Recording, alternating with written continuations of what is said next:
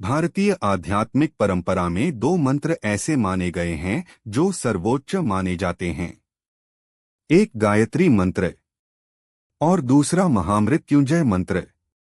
गायत्री मंत्र मन और बुद्धि के प्रकाश के लिए है, जबकि महामृत्युंजय मंत्र जीवन ऊर्जा, आयु, भयनाश और मृत्यु विजय का मंत्र है। यह मंत्र केवल ईश्वर आवाहन नहीं है, यह चेतना का जागरण, दिव्य सुरक्षा, कर्मबंधन मुक्ति और आध्यात्मिक अमृतत्व का प्रतीक है। इस मंत्र का उच्चारण करते समय मनुष्य केवल शब्द नहीं बोलता, वह एक ऐसी ऊर्जा तरंग उत्पन्न करता है जो उसके शरीर, मन और आत्मा के हर स्तर पर परिवर्तन लाती है। यह मंत्र ऋषियों के तप से निकला, उनकी आत्मा से उपजा और दिव्य अनुभवों का सार है।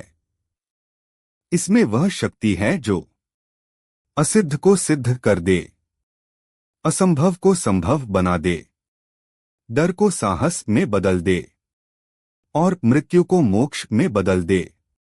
महामृत्युंजय मंत्र को त्रयंबक मंत्र, रुद्र मंत्र, मृत्युंजय मंत्र भी कहा जाता है।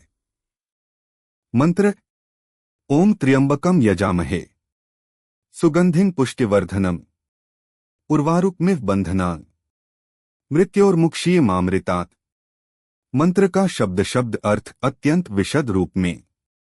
अब हम इस मंत्र को शब्दों में नहीं बल्कि जीवन ऊर्जा के दर्शन की तरह समझेंगे। ओम सृष्टि का मूल बीज। ओम वह ध्वनि है जिससे पूरा ब्रह्मांड जन्मा है। यह केवल अक्षर नहीं बल्कि वाइब्रेशन है।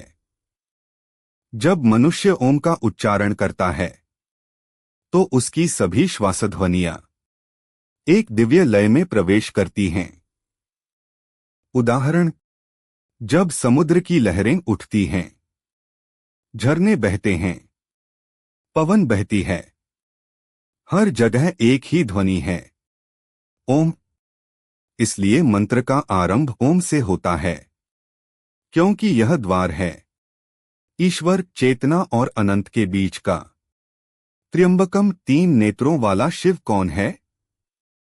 त्रि-3 अंबक, आंखें।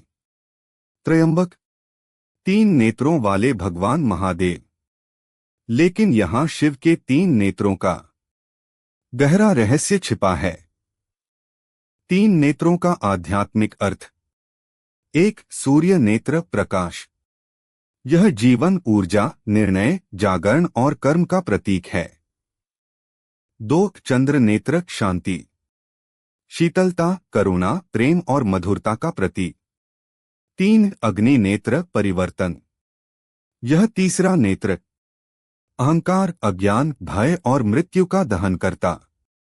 जब यह खुलता है तो अंधकार, नकारात्मकता और मृत्यु सब राख हो जाते हैं। त्रयंबक का अर्थ केवल भगवान शिव नहीं बल्कि वह चेतना है जो न्याय भी है, करुणा भी है और शक्ति भी। यजामहे, हम आराधना करते हैं। यज का अर्थ है उपासना, समर्पण, ध्यान, पवित्र प्रयास, दिव्य ऊर्जा से जुड़ने की प्रक्रिया।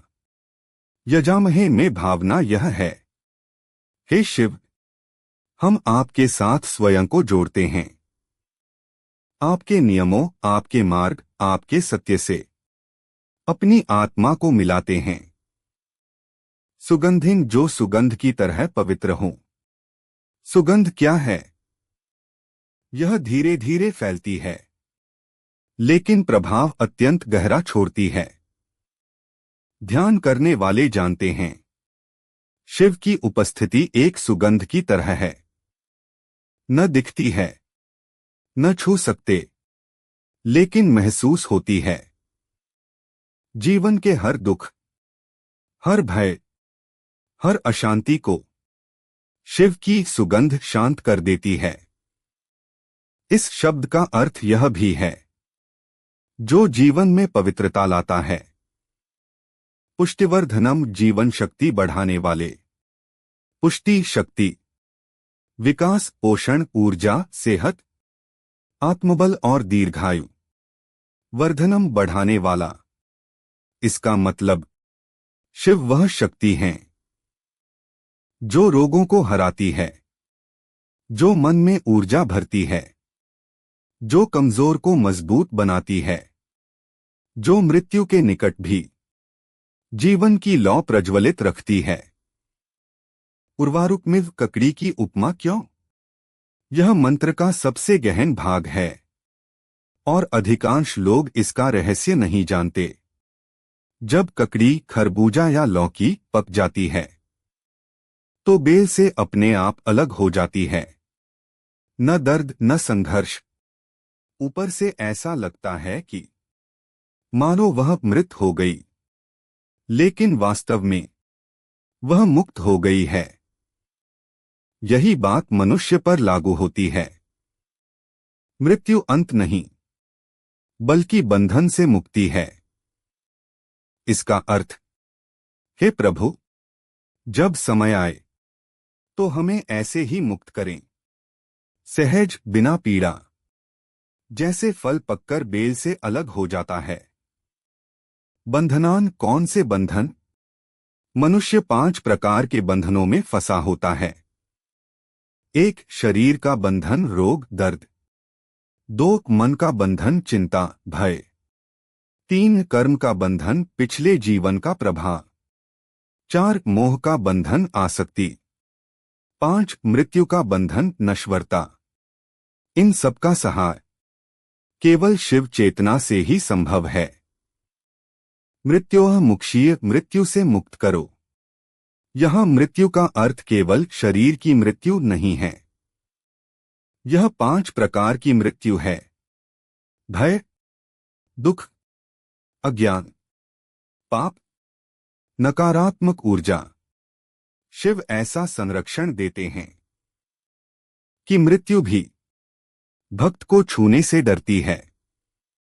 मां अमृतात्, अमृत ज्ञान से दूर न करो। अमृत, अमरत्व, आत्मज्ञान, मोक्ष, शिव चेतना, शांति, आनंद। मां अमृतात् का अर्थ, मुझे संसार के दुखों में मत फंसने दो, मुझे मेरे आध्यात्मिक अमरत्व से दूर न करो। यह मंत्र ब्रह्मांड का प्रकृति सिद्ध नियम कैसे है?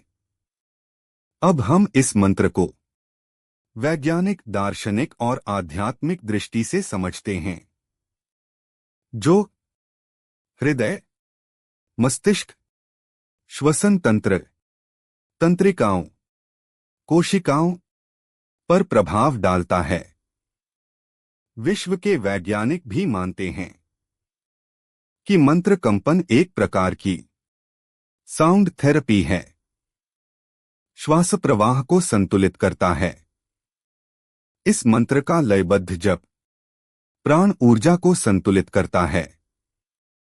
स्त्रैण ऊर्जा शांति, पौरुष ऊर्जा शक्ति, दोनों का संतुलन, स्वास्थ्य प्लस दीर्घायु। मस्तिष्क में हेलिंग हार्मोन बढ़ते हैं। जप करते समय डोपामिन, सेरोटोनिन, ऑक्सीटोसिन, मेलाटोनिन जैसे हार्मोन निकलते हैं जो दर्द, चिंता, तनाव को समाप्त करते हैं। नकारात्मक ऊर्जा का नाश। इस मंत्र में त्र्यंबकम शब्द तीसरे नेत्र की ऊर्जा जागृत करता है। तीसरा नेत्र अज्ञान का नाश, आरोग्य और सुरक्षा का स्रोत है। यह कथा इस धरती पर भक्ति और मृत्यु विजय का सबसे अद्भुत उदाहरण है। प्राचीन काल में ऋषि मृकंडु और उनकी पत्नी मारुद्वती गंगा के किनारे एक आश्रम में रहते थे। दोनों ही धर्मात्मा और तपस्वी थे, लेकिन एक दुख उन्हें भीतर से खाता था। उनकी कोई संतान नहीं थी। उन्होंने संकल्प किया, हम अपने जीवन की सारी ऊर्जा शिवजी की उपासना में लगाएंगे। उन्होंने दीर्घ तप किया। जप, हवन, उपवास, मौन और ध्यान। वर्षों बीत गए। उनका शरीर क्षीण हो गया, लेकिन विश्वास अटल रहा। अंततः एक रात उनके जप की अग्नि इतनी प्रबल हुई कि शिवजी प्रसन्न होकर प्रकट हुए। महर्षि युगों युगों तक प्रतीक्षा करते रहे थे। वह क्षण दिव्य, शांत और आनंदमय था। शिव बोले, हे मृकंडू, तुम्हारी भक्ति और तप मुझे प्रसन्न कर गया है। मांगो, क्या चाहते हो? मृकंडू बोले, हे देव, एक संतान, ऐसा पुत्र जो तेजस्वी, ज्ञानी और दिव्य हो। शिव मुस्कुराए, लेकिन बोले, दो विकल्प हैं। एक अत्यंत तेजस्वी पुत्र जिसकी आयु केवल 16 वर्ष होगी। एक सामान्य बुद्धि वाला पुत्र जो लंबी आयु तक जीवित रहेगा। अब यह परीक्षा थी। मृकंडू ने कहा, हे महादेव, मुझे ऐसा पुत्र दें जो तेजस्वी हो, दिव्य हो, ज्ञान का प्रकाश बने, चाहे उसकी आयु अल्प ही क्यों न हो। शिवजी ने प्रसन्न होकर कहा, तथास्तु। यही से मार्कंडेय की गाथा शुरू होती है। दिव्य बालक मार्कंडेय का जन्म। कुछ समय बाद मारुद्वती ने एक बालक को जन्म दिया जो तेज से चमक रहा था, जैसे सूर्य का पुत्र हो। गांव के लोग कहते, यह साधारण बालक नहीं है, इसके भीतर देवत्व बसता है। वह शांत, सौम्य, मधुर और बुद्धिमान था। लेकिन एक सत्य दोनों माता पिता को चुभता था। उसकी आयु केवल 16 वर्ष थी। बचपन से ही शिवभक्त मार्कंडेय बचपन से ही बेहद विनम्र, ध्यानस्थ, मननशील और भक्तिमय रहते थे। जब बच्चे खेलते, वे मंत्र का जप करते। जब बच्चे शोर मचाते, वे ध्यान में लीन रहते।